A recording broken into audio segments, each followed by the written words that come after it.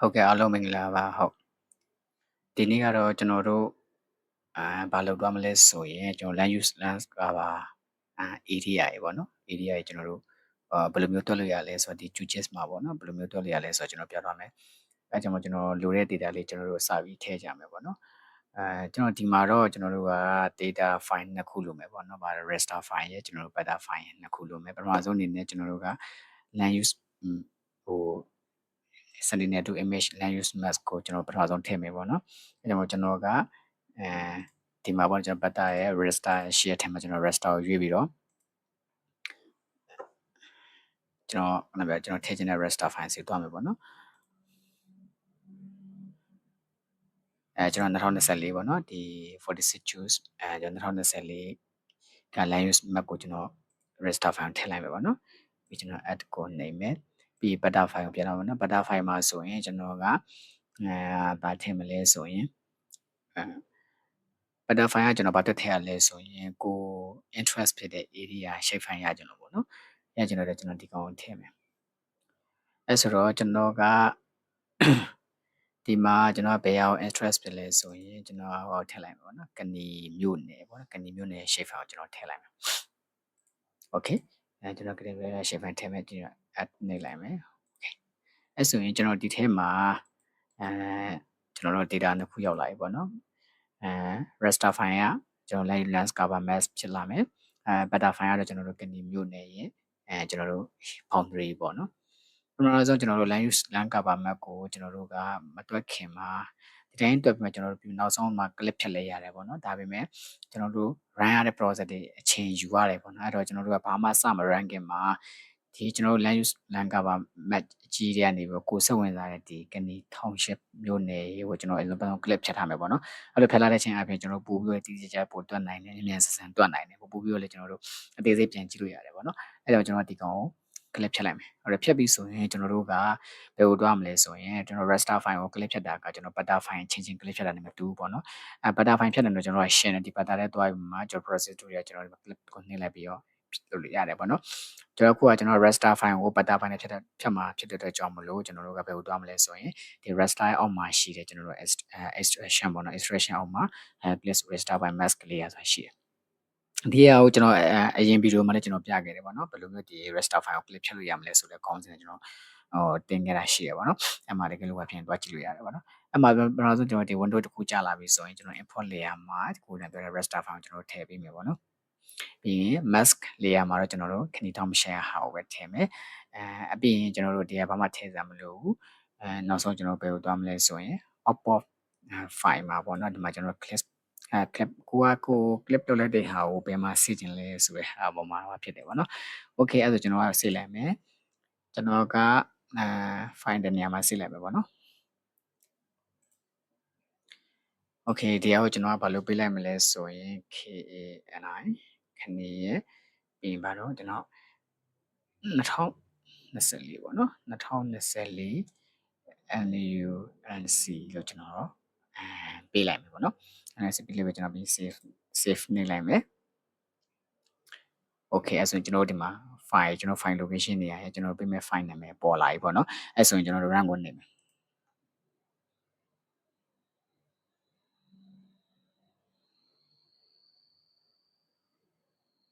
okay ကျွန်တော်ပြီး close ကိုနေလိုက်မယ်အပြင်ကျွန်တော်တို့ဒီမှာဒီအောက်ကဖြတ်ကြည့်လိုက်အဲ့ဆိုရင်ဒီမှာကျွန်တော်တို့လိုချင်တဲ့မြို့နယ် area ရဲ့ clip တိုင်းကျွန်တော်တို့ရလာပြီပေါ့နော်အဲ့ဆိုရင်ကျွန်တော်တို့ကဒီလိုကိုရကျင်တဲ့ဒီ area တိုင်းပေါ့နော်ကိုစုံဝင်တဲ့ area interest ကိုရလာပြီဆိုရင်ကျွန်တော်တို့ကဘာဆက်လုပ်ရမလဲဆိုရင်ကျွန်တော်ခုကကျွန်တော်ရတာ tif file ပေါ့နော် tif file ဆို raster file ဖြစ်နေတယ်အဲကျွန်တော် area ကျွန်တော်တို့ဒီမှာက area calculation နဲ့ field area calculation နဲ့သွားမယ်ပေါ့နော်ဒီ beta analysis ကိုအသုံးပြုကျွန်တော်တို့ area တွက်မှာဖြစ်တဲ့အတွက်ကြောင့်မလို့ဒီ raster file ကိုကျွန်တော်တို့ beta file အရင်ပြောင်းမယ်ပေါ့နော်အဲ့လိုပြောင်းဖို့ဆိုရင်ကျွန်တော်တို့ဘယ်ကိုသွားမလဲဆိုရင်ကျွန်တော်ဒီမှာ process is true ရှိရပါတော့ true box ကိုဖွင့်မယ်ဖွင့်ပြီးကျွန်တော်တို့တော့ဘာရှာမလဲဆိုရင်restart to beta လေးလဲပါနော် restart to ကျွန်တော်ရေးလိုက်ပြီဆိုရင်ဘာကြလာမလဲဆိုရင်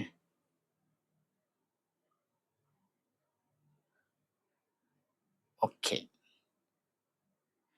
ဒီမှာကျွန်တော်တို့ restart တို့ပတ်တာပေါ့နော် polygonize restart တို့ပတ်တာဆိုကျွန်တော်တို့ရှေ့ပေါ့နော်အဲ့ကောင်ကျွန်တော်တို့ဖွင့်လိုက်မယ်ဖွင့်ပြီးရင်ကျွန်တော်တို့ဒီ import layer မှာimport layer မှာဗာထည့်မလဲဆိုရင်ကျွန်တော်တို့ကဒီမှာ candy ရဲ့ LUNC ကိုထားမယ်ပြီးရင်ကျွန်တော်ဘာမှမဒါမဲ့ထားမယ်ပြီးရင်ကျွန်တော်တို့ butterized မှာကျွန်တော်တို့ကပြန်ပြီးတော့ save ပေးရမှာနော်ကိုက temporary save ချင်တယ်ဆိုရင်တော့ဒီမှာဘာမှလုပ်ဆံမလို့ပေါ့ဒါပေမဲ့ကိုကလော permanent save ချင်တယ်ဆိုတော့ကျွန်တော်တို့ဒီမှာ file နေရာနဲ့ save ပေးခဲ့ရမယ်ပေါ့နော် okay ကျွန်တော်ကဒီမှာ save ခဲ့လိုက်မယ်ပေါ့နော်ကျွန်တော်ဘယ်လိုပဲပြေးခဲ့မလဲဆိုရင်ကျွန်တော်ဒီကနေဒီ2024ပေါ့နော်ကျွန်တော်2024 LUNC NCပြီး butterize ပေါ့နော်ကျွန်တော် butterize လုပ်ပေးလိုက်မယ်အဲ့ပေးခဲ့လိုက်မယ်ပြီးကျွန်တော်ဒါကတော့ shape file ပေါ့နော် text file မဟုတ်တော့ဘူးပေါ့နော်ကျွန်တော် save နေလိုက်မယ် save နေပြီဆိုကျွန်တော် run ကိုနှိပ်လိုက်ပေါ့နော်ခဏတော့စောင့်မယ်ပေါ့ဘာလို့ဆိုတော့ကိုဖြတ်လိုက်တဲ့ area ရဲ့အကျယ်ဝန်းရပြီးကိုဆက်ရဲ့ capacity ကတော့နည်းနည်း run နေတာနည်းနည်းကွာတယ်ပေါ့နော်ပြီးအဲ့ဆိုပြီးတော့ဆိုကျွန်တော်တို့နေလိုက်မယ်ပေါ့ဒါခဏဖြောက်ထားလိုက်မယ်အဲ့ဆိုရင်ကျွန်တော်ဒီမှာဘယ်လိုဖြစ်လာရေးဆိုရင်ဒီ butterize ဆိုပြီးတော့ layer တစ်ခုထပ်တက်လာပြီပေါ့နော်အဲ့ဆိုကျွန်တော်အောက်ကဟာလေးကျွန်တော်ပြန်ပြီးတော့ဒီ active file ကျွန်တော်ခဏဖြတ်ထားလိုက်မယ်ပေါ့နော်အဲ့ဆိုရင်ကျွန်တော်ဒီမှာရလာပြီပေါ့နော်ဒီမှာတစ်ချက်ကျွန်တော်သူ့ရဲ့ open activity ကိုကျွန်တော်ဖွင့်ကြည့်လိုက်အဲ့ပါဆိုရင်ဒီမှာပေါ့နော် DN ဆိုပြီးတော့ကျွန်တော်တို့17တွေကျွန်တော်ငယ်စဉ်ကြည့်လိုက်စမ်း1တွေအများကြီးပေါ့နော်1ဆိုလည်းအများကြီးပဲကျွန်တော်ဘယ်လောက်တွေရှိမလဲဆိုရင်အလုံး feature 2000ကျော်တယ်ပေါ့နော်2500ကျော်တယ်ရှိတယ်အဲ့ feature ကိုကျွန်တော်တို့တူရပေါင်းမယ်ပေါ့နော်တူရပေါင်းမယ်ဆိုရင်ကျွန်တော်တို့ကဘယ် function တော့မလဲဆိုကျွန်တော်တို့ beta ရဲ့ကျွန်တော် processing true ရဲ့အောက်မှာရှိကျွန်တော် dissolve file ကိုတောင်းရမယ်ပေါ့နော်အဲ့တော့ dissolve file ကကျွန်တော်17ဆိုရင်17တူရဲ့စုသွားပေးတယ်ပြီးကျွန်တော်တို့1ဆို1အဲ့လို i စုသွားပေးရပေါ့နော်အဲ့ဆိုကျွန်တော်တို့ကဘယ် layer မှာလုပ်ချင်တယ်လဲဆိုရင် Candy 2024 LUNC butterize ဆိုတာမှန်တယ်အဲ့ဒီတရားမဲ့ထားလိုက်မယ်ကို dissolve fee ပေါ့နော် dissolve fee ကကိုကဘယ် fee ကို dissolve လုပ်ချင်တာလဲပေါ့ကျွန်တော်ခုနက DN ပေါ့နော်ဒီမှာတော့ရှင်းတယ်ကျွန်တော်တို့ကခုနကကျွန်တော် fee ကတစ်ခုတည်းပါ DN နဲ့ပေါင်းဒီမှာတစ်ခုတည်းပေါ်တာပေါ့နော်တချို့ဆိုရင်ကျွန်တော် fee ရအများကြီးပေါ်တယ်အဲ့ဆိုရင်ကို dissolve လုပ်ချင်တယ်fee ကိုပြန်ရွေးပေးရမှာပေါ့နော်ကျွန်တော်ကဒီက DN တစ်ခုဖြစ်တဲ့ကြောင့်ကျွန်တော် DN ကိုရွေးပေးမယ်ပြီး okay ပေးမယ်okay ပေးပြီဆိုရင်ကျွန်တော်တို့ဘယ်လိုတော့ဒီမှာလည်းတူတူပဲပေါ့နော်ကျွန်တော် temporary save ကျင်နေဆိုရင်တော့လုပ်စရာမလိုဘူးဒီမှာ dissolve file ကိုကျွန်တော်က permanent save ခဲ့လိုက်မယ်ပေါ့နော်ကျွန်တော်ကဒီ file ထဲမှာပဲ save မယ်ဒီ file ထဲမှာ save ကျွန်တော်ခုနလိုပဲကနေပေါ့နော်ကနေ2020 LUNC ကျွန်တော်က butterize မဟုတ်ဘဲနဲ့ကျွန်တော်ဗာပေးခဲ့မလဲဆိုရင် dissolve လုပ်ပေးလိုက်မယ်ပေါ့နော်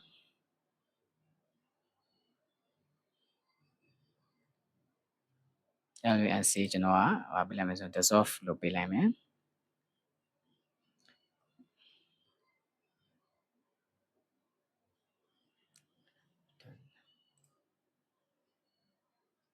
โอเค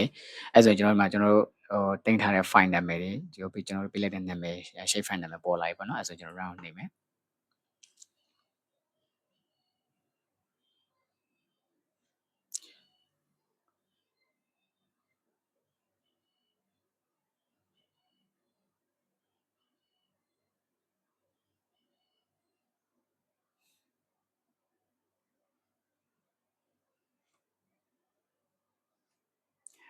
ရှေ့ကကျွန်တော် butterized လို့ပဲပေါ့နော်ဒီ dissolve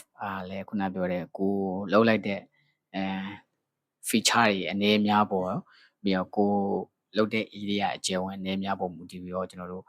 သူ့ရဲ့ dissolve လုပ်တဲ့ခြင်းကနည်းနည်းလေးကွာခြားတယ်ပေါ့နော်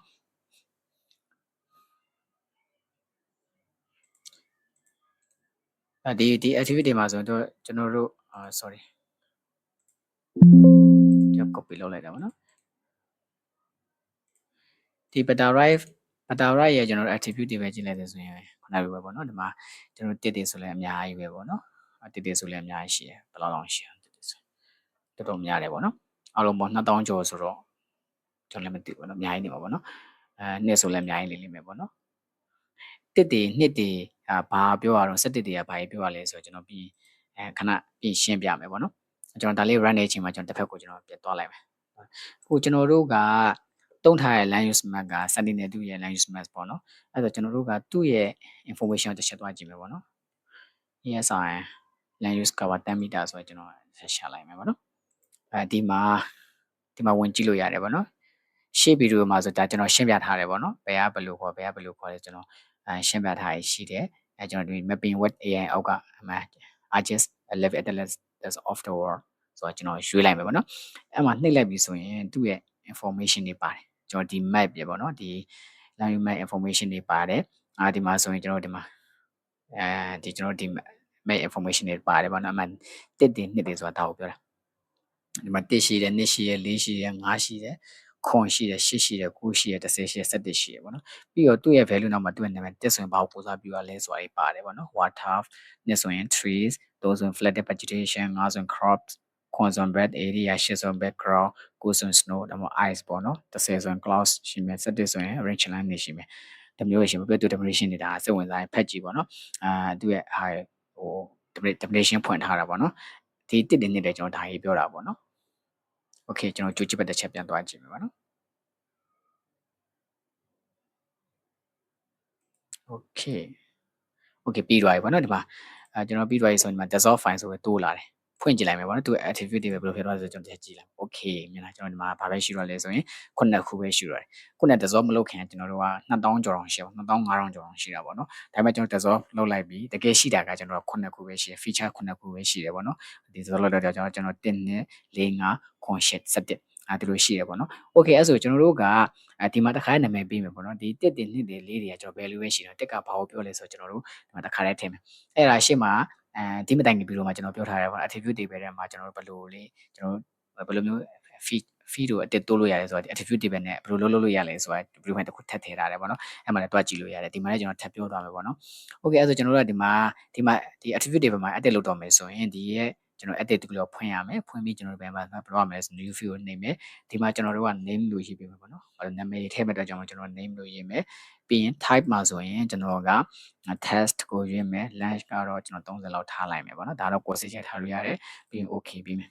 okay နာမည်ရေးမယ်ပေါ့နော်တစ်ကဘာကိုညွှန်းတာလဲဆိုရှေ့မှာကျွန်တော်ခုနပြထားတယ်လို့ပဲတစ်ကကျွန်တော် water ကိုပြောတယ်ပေါ့နော်ကျွန်တော်အများကြီးတော့ကျွန်တော်ဒီမှာ copy ယူလိုက်ရမယ်ကိုယ်ကရိုက်လို့လည်းရတယ်ပေါ့နော်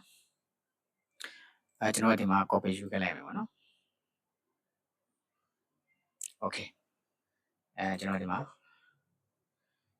ဒါနှစ်ကကျွန်တော်ဘာပြောရလဲမသိဘူးနော်နှစ်ကကျွန်တော်တို့က tree ပေါ့နော်နှစ်ကကျွန်တော် tree ကိုပြောတယ်ကျွန်တော် copy ယူလိုက်မယ်နှစ်က tree ဆိုကျွန်တော် copy ယူမယ်ပြီးရင်4ပေါ့နော်4ကဘာကိုပြောရလဲပေါ့နော်တခြားနံပါတ်တွေတခြားကြည့်ပေါ့နော်ဘာလို့ဆိုတော့သူကတချို့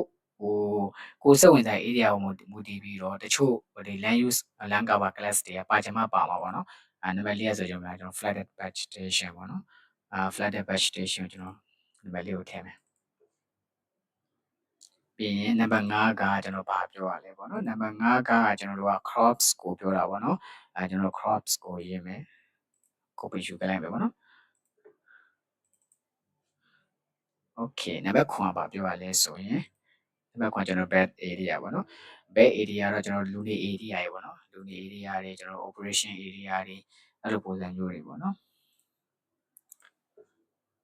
ပြန်တော့ကျွန်တော်နံပါတ်8ပေါ့နော်နံပါတ်8ကဘာကိုပြောတာလဲဆိုရင်နံပါတ်8ကတော့ကျွန်တော် background ပေါ့နော် background ဆိုတော့ကျွန်တော်တို့ဒီမှာ definition ကြည့်လိုက်ပါတော့ background ဆို road fine with bed spot ဒါ vegetation မရှိတော့နေတဲ့နေရာတွေပေါ့နော်မရှိတော့နေတဲ့နေရာတွေအဲ့လိုနေရာတွေမှာကျွန်တော်တို့သူက background ဆိုပြီး class ပိုင်းခွဲထားတာပေါ့နော်ကျွန်တော်ဒီ copy ယူပြီးတော့ကျွန်တော်နံပါတ်8ပဲကျွန်တော် background ပေးလိုက်မယ်နံပါတ်7နောက်ဆုံးနံပါတ်7ပေါ့နော်နံပါတ်7ကကျွန်တော်နံပါတ်10မရှိဘူးပေါ့နော်ကျွန်တော်ပြောတာပါ9နဲ့10မရှိဘူးကျွန်တော်တို့က snow ice တွေကချင်ဘက်တွေမှာဆိုကျွန်တော် snow နဲ့ ice တွေနေရာကြီးသူ့ရဲ့ landscape နဲ့ရှိမှာပေါ့နော်အခုကကျွန်တော်စကိုင်း area ဖြစ်တဲ့ကျွန်တော်ဒီ snow ice တွေမရှိဘူးပေါ့နော် rangeland ဆိုရင်ကျွန်တော် range နံပါတ်7က rangeland ရှိ cloud ကတော့မရှိဘူး rangeland နံပါတ်7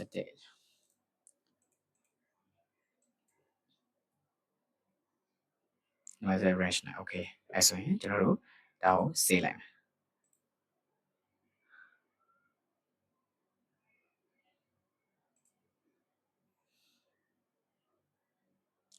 အဲ့ဆိုရင်ကျွန်တော်တို့ခုနပြောလို့ဒီမှာ dissolve file မှာကျွန်တော်တို့တွားပြီး over attribute တွေမှာပြန်တွားကြည့်မယ်ဆိုရင်ကျွန်တော်ဒီမှာသူ့ရဲ့ value လည်းပါတယ်ဘယ်ကဒီမှာကျွန်တော်ဒီမှာ select ပလိုက်တာနဲ့highlight တွေပြနေမှာပေါ့နော်ဒီမှာကျွန်တော်ဒီမှာ ဝါဒ area အဝါရောင်လေးပေါ့နော်ဝါဒ area လေးပြဒါဆိုရင်ကျွန်တော်တင်တာချင်းတွင်းမြေထင်တယ်ပေါ့နော်ချင်းတွင်းမြေ area ကိုကျွန်တော်ရှောက်ပြတယ်တရားကိုကျွန်တော်ပြတယ် tree ဆိုလဲကျွန်တော်အဲဒီမှာဒါအချမ်းမြင့်ရှိရပေါ့နော်သူဝါဒ area ဘယ်လောက်ရှိလဲတတော်တပင် area ဘယ်လောက်ရှိလဲကျွန်တော်ဒါမသိသေးဘူးပေါ့နော် area ဘယ်လောက်ရှိမှကျွန်တော်မသိသေးဘူးခုနကပြောဘယ်လောက် kilometer square share ကျွန်တော်တယ် flat vegetation မှာဆိုလဲကျွန်တော်တို့ဒီမှာသူ highlight လေးပြမယ်ပေါ့ဒီမှာတော့မမြင်ရဘူးပေါ့နော်ကျွန်တော် crops တွေဆိုရင်ကျွန်တော်ဒီမှာဒါတော့ကျွန်တော်ကနမူနာအနေနဲ့အကြမ်းမြင်မှာဒါဆိုတာဒီ highlight နေ crops နေရတယ်ပေါ့နော် okay ဒါကျွန်တော်ဆက်ပြီးဘာသွားလုပ်မလဲဆိုရင်ခုကျွန်တော်တို့ဒီဗီဒီယိုရဲ့ရည်ရွယ်ချက်တိုင်းပဲပေါ့နော်ဒီ LUNC တွေဟိုကျွန်တော်တို့တွက်ဖို့ area တွက်ဆက်တွက်ဖို့ပဲကျန်တော့တာပေါ့နော်ဘယ်လိုကျွန်တော်ဒီဘယ်လိုတက်မလဲဆိုကျွန်တော်ဆက်ပြီးပြမယ်ပေါ့နော်မတက်ခင်မှာကျွန်တော်တို့ကဒီ LUNC ဟိုရဲ့အသေးပဲလေးနည်းနည်းပြောရမယ်ဆိုရင်ကျွန်တော်တို့က land use ကတော့ရှင်းတယ်ပေါ့နော်ကျွန်တော်ဒီမြေတွေကိုဘယ်လိုအသုံးချနေလဲပေါ့နော်ဒီမြေတွေပေါ်မှာကျွန်တော်လေစိုက်နေလားတခြားဘာ activity တွေလုပ်နေတော့ဟိုဒီ area ပေါ်မှာငေါင်းမှုကနေစောက်ထားလားဒီမြေကိုကျွန်တော်တို့အပင်တွေစိုက်ထားလားဒီမြေကိုကျွန်တော်တို့ကလူနေတွေစောက်ပစ်လိုက်တာလားဒါ land use ပေါ့နော် land ကပါတော့ကျွန်တော်ကဘာမှာရှိနေပြီကပုံစံမျိုးပေါ့နော်ဒီနေရာတတော်မြေကြီးဒီနေရာကျွန်တော်ရေးဝါဒရေးနေရကြီးပေါ့နော်ဒီလိုပုံစံမျိုးကျွန်တော်နည်းကွဲတယ်ပေါ့သူ့ definition အခုကကျွန်တော်ကျွန်တော်ဒီ land use land cover chain ကိုကျွန်တော်ဟို area ကိုကျွန်တော်ဟိုတွက်လိုက်ခြင်းအပြင် analyze လုပ်ခြင်းအပြင်ကျွန်တော်တို့အများကြီးအထောက်အကူပြုတယ်ပေါ့နော်ကိုယ့်ရဲ့မြို့နယ် area ရဲ့အခြေအနေတည်တယ်ကိုမြို့နယ်ရဲ့ကိုမြို့နယ်မှာဘယ်လောက် land use land cover changes ပဲတော့ကျွန်တော်သိနိုင်တယ် land use land cover ဘယ်လိုမျိုးတုံးတယ်ဘယ်လိုချိုးကြရတုံးနေလုံးပေါ့ရှင်းဆက်ပြီးကျွန်တော်ဘယ်လိုမျိုး plan တွေဒီကိုမြို့နယ် area development တော့ဘယ်လိုမျိုး plan တွေဆွဲလို့ရမလဲဆိုတာကိုကျွန်တော်အများကြီးထောက်ကူပြုပါနော် decision ချတဲ့အခါမှာအဲကြောင့်မလို့ကျွန်တော်ကဒီအားလေးကတော်တော်သုံးဝင်တယ်ပေါ့နော် okay ကျွန်တော်နည်းနည်းလေးများပါပြီပေါ့နော်အဲဆိုရင်ကျွန်တော်ဆက်ပြီးတော့မလုပ်ဖို့တွဲကြံတယ်ဆိုရင် area တက်ဖို့ကြံတယ်ပေါ့နော်ဒီမှာတစ်ချက်ပြောချင်တာကကျွန်တော်တို့ကဒီမှာကြည့်သူ့ရဲ့ original ဟာလေးက okay ကြောက်ဗျဒီရောင်လေးပေါ့နော်ကျွန်တော်ဒီမှာဒီရောင်လေးဖြစ်နေဒါကျွန်တော်တစ်ချက်ပြန်ချိန်မယ်ပေါ့နော်အဲ့လိုချိန်ဖို့ဆိုရင်ကျွန်တော်ဘယ်ကိုသွားမလဲဆိုရင်ကျွန်တော်တို့က properties ကိုသွားမယ် properties ကိုသွားပြီးကျွန်တော်ဘယ်ကိုဆက်သွားမလဲဆိုရင် symbology ကိုသွားမယ်ပေါ့နော် symbology မှာကျွန်တော် categorize ရွေးမယ်ရွေးပြီးဆိုရင်ကျွန်တော်ဘယ်ရဲ့ value categorize လဲဆိုရင် name ပေါ့နော်နာမည်ရဲ့ category ကိုရွေးမယ်ပြီးရင်ကျွန်တော်တို့ဒီမှာဒီ classify လုပ်လိုက်ရင်ကျွန်တော်တို့ကြာလာမယ်ပေါ့နော်လုံးဝ classify မရှိတော့ကျွန်တော်ဖြတ်လိုက်မယ် delete and user ဖြတ်လိုက်ရင် auto ပြတ်သွားမယ်ပေါ့နော်ဒီမှာကကျွန်တော်ကmanually လည်းပြောင်းလို့ရတယ်ပေါ့နော် manually သူ့ရဲ့ဘာကိုတိုင်းပြောင်းလို့ရတယ်ဒီတိုင်းပြောင်းကြည့်လိုက်ဒီတိုင်းပြောင်းကြည့်လိုက်ရင်ဒီမှာကျွန်တော်တို့ဒီရောင်ပေါ့နော်ဒီရောင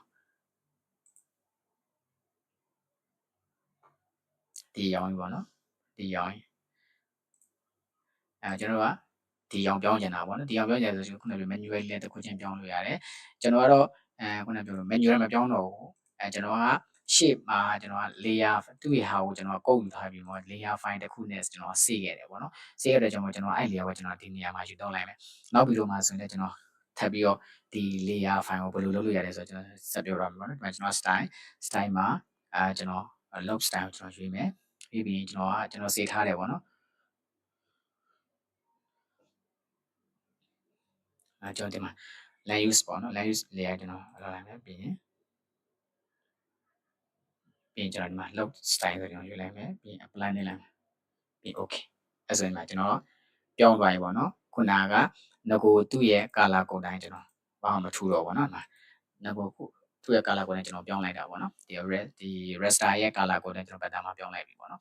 ကိုကတော့ကိစ္စမရှိ manually ပြောင်းရင်လည်းပြောင်းလို့ရတယ်ပေါ့နော်သူ့ရဲ့ manually ပြောင်းလို့ရတယ်ကျွန်တော်ဒီမှာတော့နည်းနည်းလေးဗီဒီယိုရှင်းတော့မှာဆိုတော့ manually ပြောင်းနေမပြတော့ဘူးပေါ့နော်ပြီးတော့ layer စီနေမပြတော့ဘူးကျွန်တော်ငကိုကစီထားတဲ့ layer တိုင်းကျွန်တော်ပြန်ပြီးတော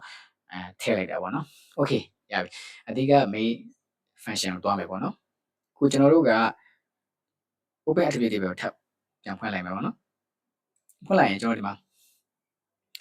ဘာလဲဆိုရင်ကျွန်တော်ဒီခွဲပြီးသွားပြီ land use class တွေတော့ခွဲပြီးသွားပြီ land use class ကိုကျွန်တော်ခုနှစ်ပြောင်းခွဲထားတယ်ပေါ့နော်ဒီ land use area ကို area ကျွန်တော်တွက်တော့မယ်ဆိုရင်ကျွန်တော်နည်းနည်း area fee တစ်ခုထပ်တွက်မှာပေါ့နော် area fee တစ်ခုထပ်တွက်မယ် area fee တစ်ခုထပ်တွက်မယ်မတွက်ငယ်မှာခုနရှင်းအောင်ပြောတယ်ပဲကျွန်တော်ဒီ edit tool ကိုဖွင့်မယ်ဖွင့်ရင် fee new field နေမယ်ဒီမှာလဲကျွန်တော်တို့ကဘာတွက်မှာလဲဆို area ကိုတွက်မှာပေါ့နော် area ရဲ့ column တွက်မယ်သူ့ရဲ့ feature တွက်မှာဖြစ်တဲ့ကြောင့်မလို့ကျွန်တော်ဒီမှာကျွန်တော်2024ရဲ့ area ဖြစ်တဲ့ကြောင့်2024 area ပြီးဒါပါလဲဆိုရင်ကျွန်တော် kilometer square နဲ့ပဲတွက်လိုက်မယ်ပေါ့နော် kilometer square နဲ့တွက်လိုက်မယ်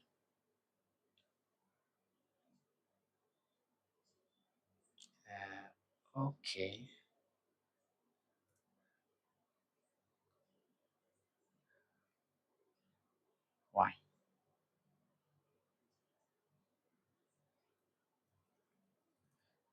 y area ကျွန်တော် kilometer square လို့ပဲပေးလိုက်မယ် okay 20မထည့်တော့ဘူးเนาะအဲ့ဆိုရင်ကျွန်တော်ဒီမှာတော့မှာကဏ္ဍတွေပေါ့နော် decimal number နဲ့ထွက်လာမယ်တို့ကြောင့်မလို့ကျွန်တော်ခုနပြောတဲ့ test တော့မဟုတ်တော့ဘူး decimal number ပြောင်းမယ်ပြီးရင် line 30 precision 3ပဲထားလိုက် okay ပေးလိုက်အဲ့ဆိုကျွန်တော် field တစ်ခုထည့်တော့လိုက်ဒါကျွန်တော် area set တော့မယ်ပေါ့နော် area တော့မယ်ဆိုရင်ရှေ့ဗီဒီယိုမှာကျွန်တော်ပြခဲ့တယ်ပေါ့နော်အဲ့တိုင်းပဲကျွန်တော်တွားမယ်ဘယ်လိုတွားမလဲဆိုရင်ဒီမှာကျွန်တော် open calculator ကိုတွားမယ်တွားပြီးရင်ကျွန်တော်တို့က new field မှာတွားပြီးရေးစရာမလိုဘူးကျွန်တော်တို့က feed အတက်တိုးထားပြီးတော့ကြောင့်မလို့ရှိနေတဲ့ update executive field ကိုကျွန်တော်တို့ကသုံးမယ်တဲ့ကြောင့်မလို့ဒီ comment ချက်ပြမယ်ပြီးရင်ကျွန်တော်ဒီမှာ area kilometer square ကိုနှိပ်မယ်နှိပ်ပြီးရင်ကျွန်တော်ဘယ်လိုတွားရမလဲဆိုရင်ဒီမှာကျွန်တော် geometry ရှိမယ်$sign area ပေါ့ဒါပဲ click နှိပ်လိုက်မယ်ဒီမှာကြာလာပြီအဲ့ဒါကိုကျွန်တော်ဗာနဲ့မြောက်မယ်ဒီတိုင်းကျွန်တော်တွက်လိုက်နေရတယ်အဲ့ကြောင့်ကျွန်တော် meter square နဲ့ထွက်လာဒါပေမဲ့ကျွန်တော်တို့က kilometer square နဲ့ထွက်မှာပေါ့နော်ကျွန်တော်တို့က1 kilometer မှာ1000 meter ရှိတယ်ပေါ့နော်ကျွန်တော်1 kilometer square ဆိုရင်သူ့ရဲ့စာကိန်းပြတော့မှာပေါ့နော်အဲ့ကြောင့်ကျွန်တော်ဗာနဲ့မြောက်မလဲဆိုရင်0.00000ကျွန်တော်တို့1ပေါ့နော်ဒီလိုမျိုးဒါနဲ့မြောက်အောင်အဲ့ဒါဆိုရင်ကျွန်တော်တို့ကဒီ apply နေမယ်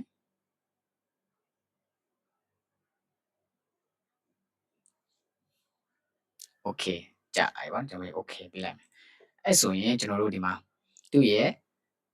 ဘယ်လိုပြောမလို့ဒီ land use alike class alike ကျွန်တော်တို့ဒီမှာ area ကျွန်တော်တို့ထုတ်ပြီးသွားပြီပေါ့နော်ဒီမှာဆိုရင်ကြီးစင်ကလည်းကျွန်တော်ဆင်လို့ရငယ်စင်ကြည့်လိုက်ဆိုရင်ဒီမှာဆိုရင်ကျွန်တော်တို့က trees area အများဆုံးပေါ့နော် range line ကဒုတိယလိုက်တယ် crops ကတတိယလိုက်တယ် bird area က slow လိုက်တယ်ပေါ့နော်ဒီလိုပုံစံမျိုးကျွန်တော်တို့တော့အနည်းဆုံးတော့ကျွန်တော်တို့water body ကတော့ဒီလောက်41.488 area လောက်ပဲရှိတယ်ပေါ့နော်ဒီပုံစံမျိုးကျွန်တော်တို့ရှိတယ် okay အဲ့ဆိုကျွန်တော်တို့ဒီမှာဒါကိုစေးလိုက်မယ်ပေါ့နော် okay စေးလိုက်အဲ့ဆိုတော့ကျွန်တော်တို့ဒီမှာဆိုရင်ဒီနေ့ဗီဒီယိုရဲ့ရွေးချယ်ကကျွန်တော်ပြီးသွားပြီပေါ့နော်ဘာလို့ကျွန်တော်တို့ကဒီ Sentinel-2 image 10 meter resolution ရှိတဲ့ image ကို download ဆွဲလာပြီးတော့ကိုယ်စုံဝင်စားတဲ့ area ကိုကျွန်တော်တို့ပုံမူဒီကိုကျွန်တော် area တွက်လိုက်တာပေါ့နော်အဲ့လိုပုံစံမျိုးဖြစ်တဲ့အတွက်ကြောင့်မလို့ကျွန်တော်တို့ကဒီနေ့ဗီဒီယိုကတော့ကျွန်တော်တို့ရွေးချယ်ကတော့တရားပဲပေါ့နော်ကိုယ့်ရဲ့စုံဝင်စား area ရဲ့ water area ဘယ်လောက်ရှိတော့ tree area ဘယ်လောက်ရှိတော့ကျွန်တော်တို့ပြီးတော့ crops area ဘယ်လောက်ရှိတော့ lunar area ရဲ့ဘယ်လောက်ရှိတော့ဒါဆိုကျွန်တော်တို့တည်သွားပြီပေါ့နော်အဲ့လိုပုံစံမျိုးရှိရင်နောက်ပြီးတော့မှကျွန်တော်ကဒီဟာလေးကိုကျွန်တော်ဘယ်လိုမျိုး mapping ပေါ့နော်ဒီမှာကျွန်တော်ဒီ project မှာရှိတယ်ကျွန်တော်တို့ဒီမှာ new print layout ကနမူနာပေါ့နော်နမူနာကျွန်တော်လည်းပြလိုက်မယ်ဒီမှာကျွန်တော်တို့ဒီမှာကျွန်တော်ဘယ်လိုမျိုးအလုပ်လုပ်သွားမလဲဆိုတော့ map layout ထုတ်သွားမလဲဆိုတော့ကျွန်တော်ဆက်ပြီးပြသွားမှာပေါ့နော်ဒီနေ့ဗီဒီယိုတော့ကျွန်တော်ကတော့ဒီလောက်ပဲကျွန်တော်ဒီမှာရက်လိုက်မယ်ပေါ့နော်ဟုတ်ကဲ့ပါအားလုံးကိုကျေးဇူးတင်ပါတယ်